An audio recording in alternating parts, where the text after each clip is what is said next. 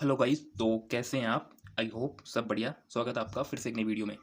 तो गाइस, ये वाली वीडियो थोड़ी लंबे टाइम के बाद बना रहा हूँ मैं, क्योंकि मैं लास्ट जो वीडियो बनाई थी एसएससी सीपीओ के ऊपर, तो उसमें तो मैंने बोला था कि भाई मई जून के फर्स्ट वीक के आसपास आपका रिजल्ट होगा, लेकिन वो पॉसिबल नहीं हुआ। क्योंकि देखिए गाइस, सोर्सेज है ना जो सबके लिमिटेड है भाई। जो अभी मतलब जो सोर्स है वो सबके लिमिटेड है भाई, क्योंकि कन्फर्म तो जो पता होता है ना भाई अपडेट, वो तो आप भी जानते हो भाई, एसएससी को ही पता है वो कब जारी करती है रिजल्ट, है ना।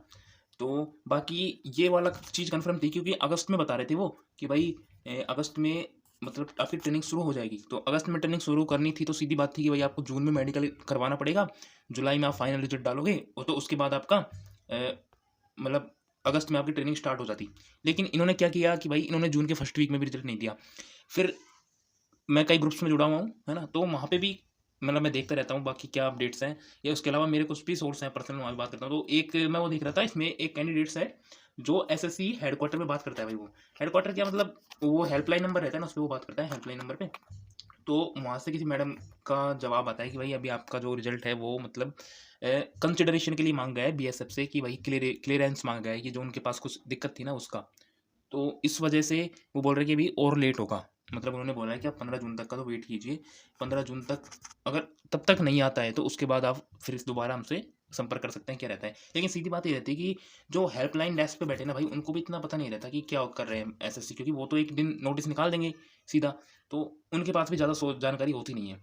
इसके अलावा जब 15 जून का बोला गया, इसके अलावा एक सोर्स और है जहाँ से पता पड़ा है कि लगभग आप मान लीजिए कि जो आज, जैसे आज जो मैं वीडियो शूट कर रहा हूँ, इस डेट है आज 11 11 जून के आसपास डेट है। 11 जून ही है, सॉरी, आसपास क्या, 11 जून डेट है ना। तो इसके नेक्स्ट 10 डेज मतलब आपका 20 जून से पहले रिजल्ट आ जाना चाहिए। पॉसिबिलिटी ये है, अगर इसके बाद भी आता है तो फिर आप समझ लीजिए 20-22 जून के आसपास आपका मतलब रिजल्ट आ जाएगा। क्योंकि अब अगर ये यहाँ से डिले करते हैं ना तो ये वाली वैकेंसी का मतलब बहुत ज़्यादा इशू हो जाएगा भाई। मतलब आप समझ रहे हो, 16 मंथ के आसपास जिसको टाइम हो जाएगा, 16 मंथ, जो कि काफ़ी लंबा टाइम होता है किसी भी वैकेंसी को पूरा कराने के लिए, जिसमें आप दो दो एग्जाम ले रहे हो, दो दो टेस्ट ले रहे हो, फिर आपका मेडिकल भी बचता है इसमें। तो इस वजह से ये आगे हो सकता है भाई, है ना। तो इसका वो रहेगा। लेकिन इसके अलावा भाई, अब चूंकि ये वाली डेट भी कंफर्म नहीं है जो मैं बता रहा हूँ आपको, लेकिन पॉसिबिलिटी ये है कि इस तक आ जाएगा। इसके लिए कल कल 12 जून है ना, तो कल ट्विटर कैंपेन है ना, ये आरडब्ल्यू वाले सर और ये शुभम जैर सर, है ना, ये तो इसमें फ्रंट लाइन पा के साथ आ गए हैं कि भाई ये दो, इन्होंने तो बोला भी अपने प्लेटफॉर्म से कि हम ये करेंगे, ट्विटर कैंपेन है। तो ये आपका ट्विटर कैंपेन 12 जून को होगा, और 11 बजे से, सुबह 11 बजे से आपके। तो इसमें आपको हैशटैग यूज़ करना है, एसएससी सीपीओ रिजल्ट जारी करो, हैशटैग एसएससी सीपीओ रिजल्ट, है ना, ये वाला इसका हैशटैग रहेगा शायद। और आप देख लेना, वो आप ट्वीट करोगे तो वहाँ पे आपको पता पड़ जाएगा। बाकी ये इसका हैशटैग रहेगा।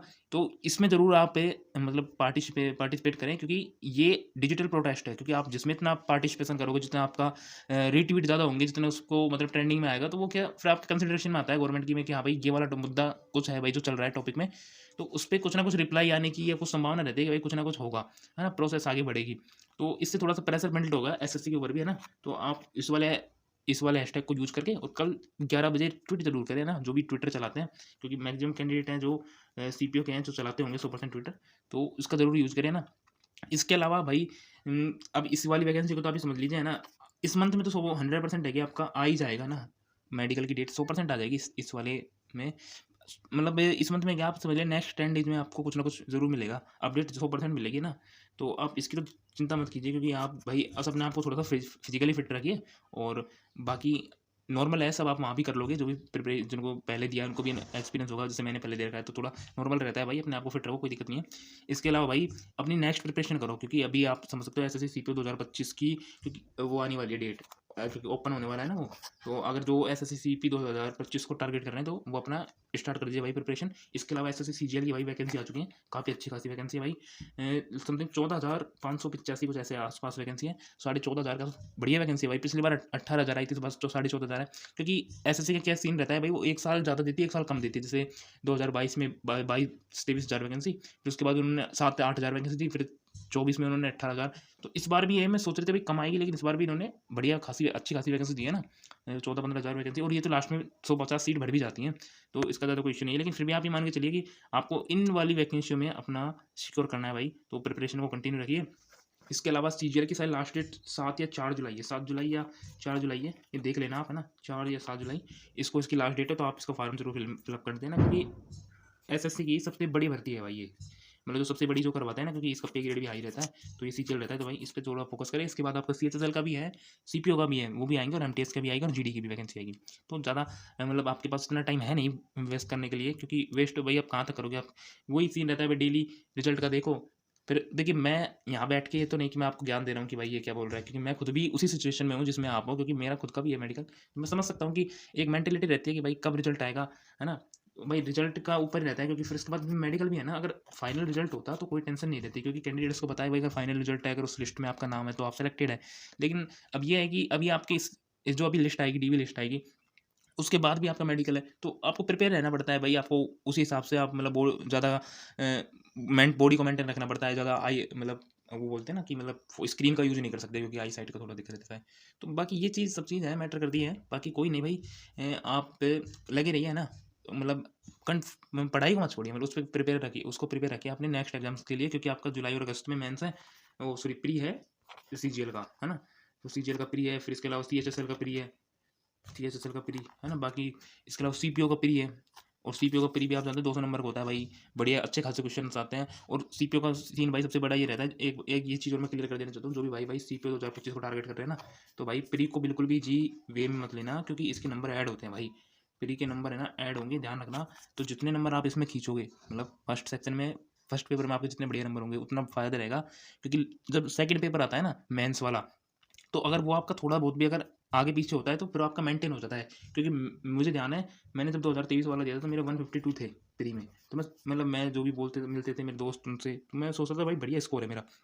लेकिन जब मैंने मेंस दिया तो भाई मेरे उसमें रह गए 149 के आसपास कुछ नंबर रह गए, तो मतलब आप समझ सकते हो मैं 300 प्लस भी क्रॉस नहीं कर पाया, मतलब मेरे मतलब 300 के आसपास ही नंबर बैठे मेरे, है ना, मतलब मैं इसमें भी ज़्यादा मतलब वही सीन रहता है कि भाई मतलब प्री को ही लेकर, अगर जैसे मान लीजिए मेरे प्री में 170 नंबर होते, और अगर उसमें मैं 160 लेके आता हूँ, 160 या 165 या 170 लेके आता हूँ, 340 नंबर होते थे भाई, 340 पे एक बढ़िया पोस्ट, डीपी दिल्ली पुलिस के लिए तो आप समझ सकते हैं 342-45 नंबर चाहिए, अगर आप ओबीसी या जनरल कैटेगरी से तो ज़्यादा नंबर चाहिए।